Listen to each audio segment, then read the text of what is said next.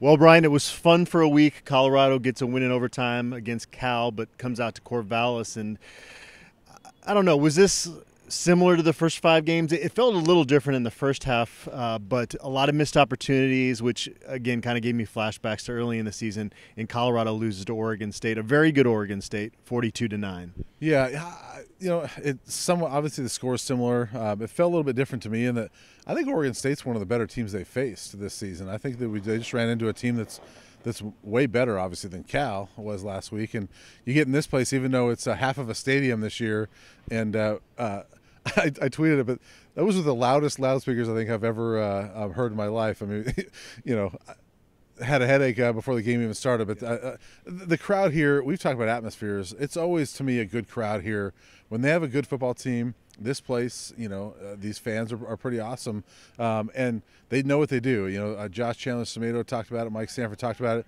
That run game, they know exactly what they're doing. And that's their bread and butter, and they do it well. They were even missing one of their running backs tonight, Deshaun Fenwick, and they still dominated the run game.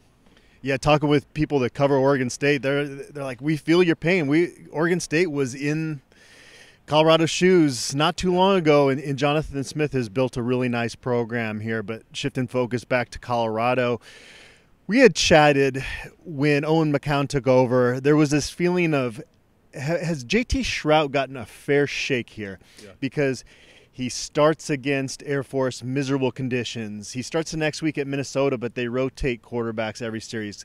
It was not a situation where either quarterback was going to get in a rhythm. And then Owen McCown takes over. Well, JT Shrout got that opportunity tonight here in Corvallis. The weather held up, and he misfired on a lot of throws out there today. 13 of 29, a couple interceptions. Not a good performance. So I think now we've fully seen why this staff went to Owen McCown and why he will be the starting quarterback when he gets healthy. Mike Sanford said after the game there are those wow throws, and JT Shrout has those, but there was a simple throw early in the game to Anthony Hakerson that he completely misfired on. There were some other misfires in this game as well, and so it's not that he lacks talent, but he's not a starting quarterback in the Pac-12. Yeah, I agree with you. There was another pick that actually happened that was called back because of a penalty as well as a tip pass. But yeah, I think there is talent there with JT Shrout, and he shows his arm talent at times, and we saw it in the game-winning throw last week against Montana Lamonius Craig. We've seen, he's got a strong arm. He showed it on some throws tonight, but it's that consistency. And there's times that he's back there, he just looks a little flustered, and he escapes the pocket, quickly. And I've seen, I guess, more composure in the pocket in Owen McCown than I do out of JT Shrout a lot of times. I think JT is a good quality quarterback, but maybe better suited for that backup role. And I think that this offense, they haven't been lighting it up with Owen McCown either. Yeah. But I think that I think Owen McCown's the future, obviously, and I think with either one, they're not going to all of a sudden score 30 points this year. But I think Owen McCown's clearly the future of this team at quarterback. Yeah, it's not even that Owen McCown has put up big stats or had great ratings as a quarterback. It's just the eye test that he's passing. Like you said, at times Shrout looks flustered out there. Owen McCown looks like he's in control out there. Even if he makes a bad play, he doesn't look rattled out there, which is, I think, and it is crazy. We were chatting about this too, is that you turn on the TV and you watch quarterbacks across the country in the group of five, even the FCS, that make it look a lot easier than it's been at the quarterback position in Boulder for so long. It's really perplexing, just the play that they've gotten out of that position year after year.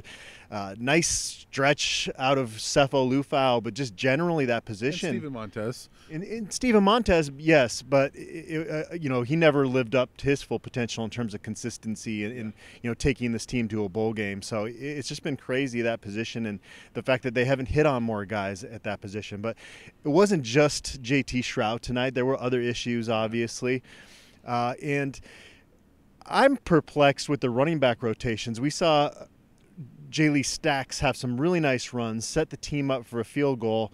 And then the next offensive possession, where's J-Lee Stacks? He's on the sideline. They're not running with the hot hand at that position, and that didn't make any sense to me. maybe nitpicking, I guess, but just generally, I haven't liked the way they've used the running backs. Even when Deion Smith was healthy earlier in the year, he'd break off a couple nice runs and then be on the sideline. Yeah. It kind of gives me flashbacks to when Clayton Adams was the running backs coach here, and the rotations never made a whole lot of sense. But at least we did get an answer to the question with Anthony Hankerson. Yep. Folks were wondering why he wasn't back in there after he fumbled it. He was not healthy.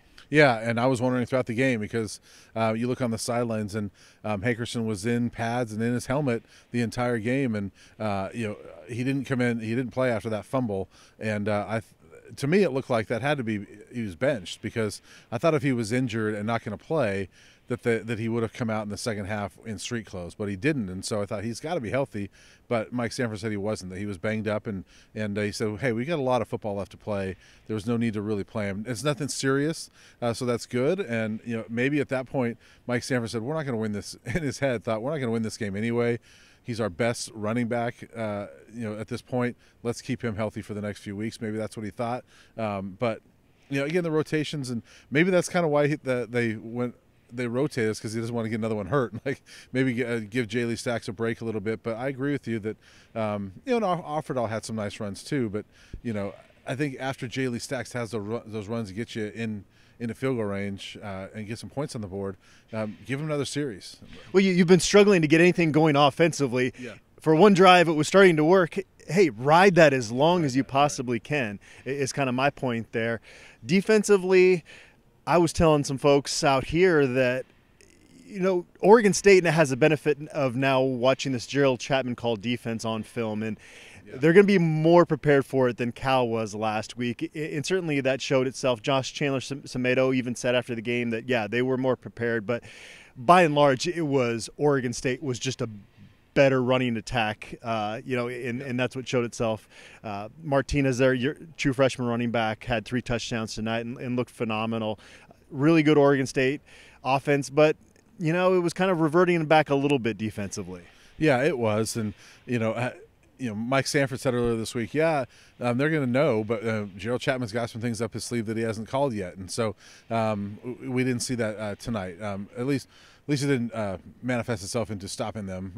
Oregon State obviously had its way tonight, and really, put this thing away. CU was, I guess, still kind of in it going in the second half, but that first 2 minutes of the third quarter, when you get they come down and score the touchdown, and they get the pick six right away, makes it 35-3. The game's over at that point, and so that puts you in a bind at that point as well. And so it was just mistakes on both sides of the ball, just added up, and turns out another loss.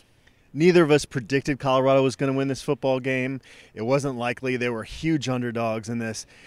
It's just unfortunate for what these players are going through. It would have been nice for them to be able to gain a little bit of momentum, because I think it's going to be hard for them to get fans to Folsom Field next Saturday.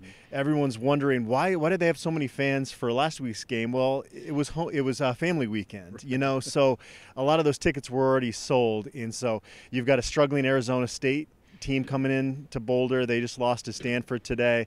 You'd like for these kids to have the support, but it's also hard to blame folks that maybe want to go do something else with their Saturday. Yeah, and you'd like them to be there to support the fans, and there's a lot of a narrative this last week. Hey, 50,000 people showed up to support these kids after this change. Well, they were going to be there anyway because it was family weekend. CU had targeted that for a near sellout since the seasons began. So it is going to be tricky to get fans there. The one thing is at least it's an evening game, and students like to show up for those evening games, and it is early evening, so you give students a chance to go and party at a football game for a little bit before they get going. So you would hope the student section shows up, maybe the fans show up as well. At least it is evening. You can go hiking all day and then get there. I'm not trying to be a pitch man for CU, but at least there's an opportunity for a victory next week, because ASU's not very good either. Mike Sanford, the honeymoon is over there. Yeah.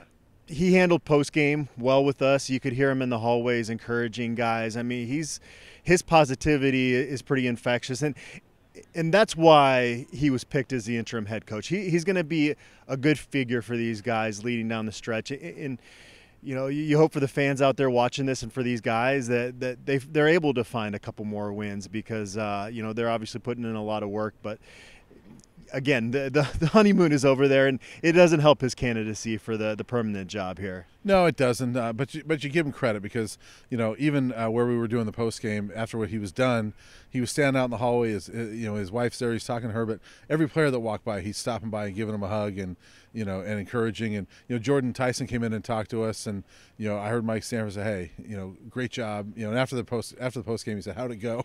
Yeah. And with Jordan Tyson, man, I feel bad for that kid. He was beating himself up a little bit. It was a bad drop that he had, but that kid is so talented. He made a lot of plays tonight. You hope that he doesn't beat himself up over one drop because it didn't make a difference in the game. It was a bad one, but he made so many good plays, and that kid's going to be a lot of fun to watch. You just hope it's going to be in the Colorado uniform throughout his career. And we don't have to hear chainsaw noise again anytime soon. So we've covered a lot of these blowout losses on the road. This was just another one. Colorado will be back home next week against Arizona State.